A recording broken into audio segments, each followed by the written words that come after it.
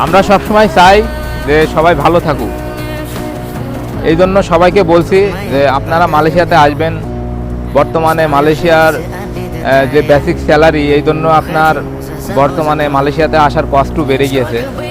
আর সব থেকে বড় কথা হচ্ছে ডাইরেক্ট আপনারা এজেন্ট অফিসে যোগাযোগ করবেন। কোনো মানুষের মাধ্যমে একটা দালালের কাছে আপনি পাসপোর্ট দেবেন, সে হয়তো আপনাকে লোভ দেখাবে যে 1700 রিঙ্গিত বেসিক, ওই দিন 4 ঘন্টা ওটি।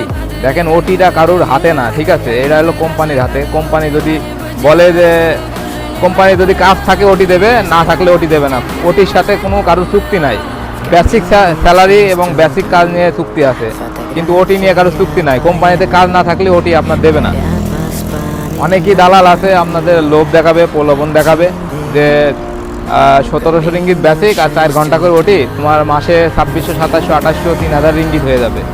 কিন্তু এটা এই কথা আপনারা শুনবেন না। আর সরাসরি যদি এজেন্ট অফিসে যোগাযোগ করেন বা কোনো এজেন্টের কাছে যোগাযোগ করেন, তাহলে পরে আপনি দেখবেন যে আপনার কস্ট, মালয়েশিয়া আসার কস্টটা অনেক কমে যাবে। আর কলিং এখনও পুরোপুরি ওপেন হয়নি, আপনারা এত ব্যস্ত হবেন না এবং কারো কাছে কোনো টাকা পয়সা দেবেন না।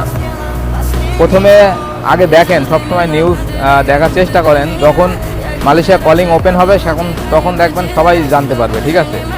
তো কোনো এজেন্টের কাছে টাকা দিবেন না এখনই। পাসপোর্ট চাইলে পাসপোর্ট দেন, সমস্যা নেই, কিন্তু কোনো টাকা পয়সা দেবেন না।